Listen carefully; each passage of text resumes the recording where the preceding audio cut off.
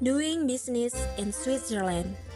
Before we start a business in a host country, which is in this case is Switzerland, we have to know the strengths, weaknesses, opportunities, and the threats compared with our home country, which is in this case is Indonesia.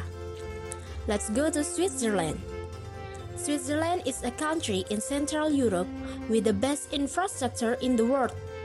A country with 8,372 million citizens uses 4 languages.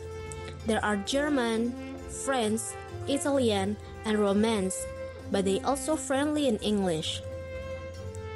Switzerland is one of the highest GDP in the world with low corporate tax rate, has transparent legal system, low employment, and high skilled labor force because the peoples are tend to work.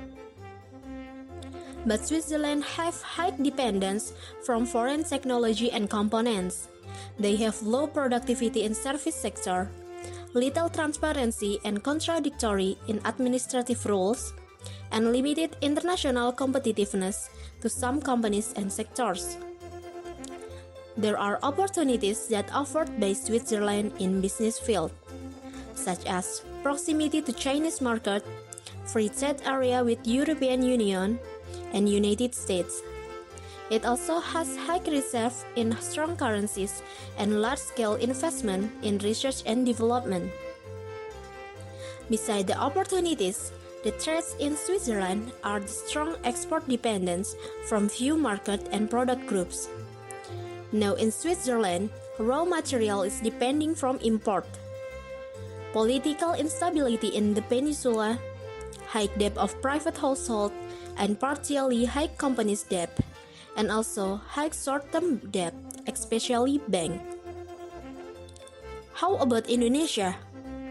Indonesia is a country located in Southeast Asia and the 4th most populous country on earth.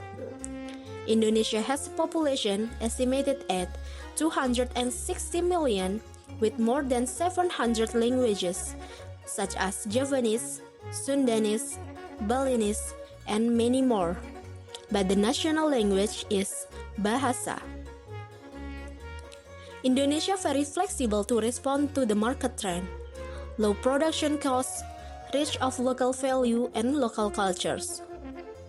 Besides the strengths that even Indonesia has some weaknesses, such as lack of working capital, lack of managerial skill, and difficulty to diversity profitability for small co-production.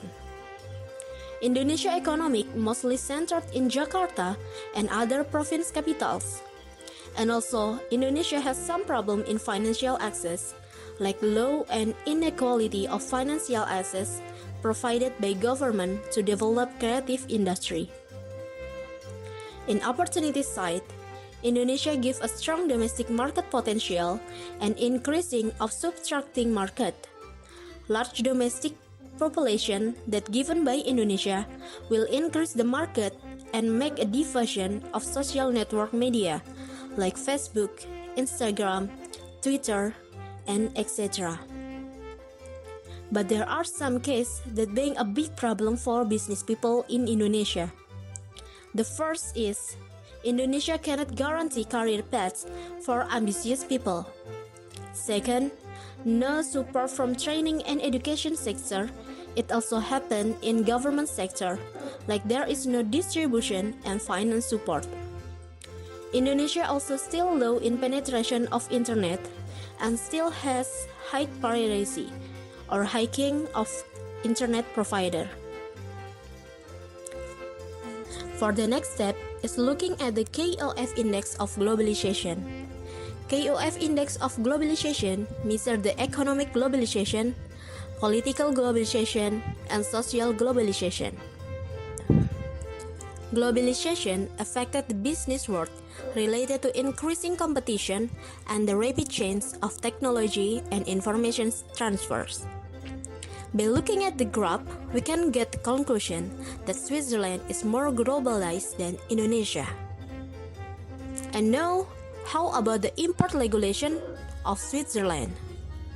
The collection of custom duties is based only on specific assessment base. generally the gross weight. The value-added tax limited free purchase is 300 Swiss francs for the total value of goods. If the value of goods that both is more than 300 Swiss francs, we have to pay value-added tax on total value of goods. The documents that have to prepare for importing goods in Switzerland are commercial invoice, custom import declaration, packing list, and CMR waybill. Are you interested to doing business in Switzerland?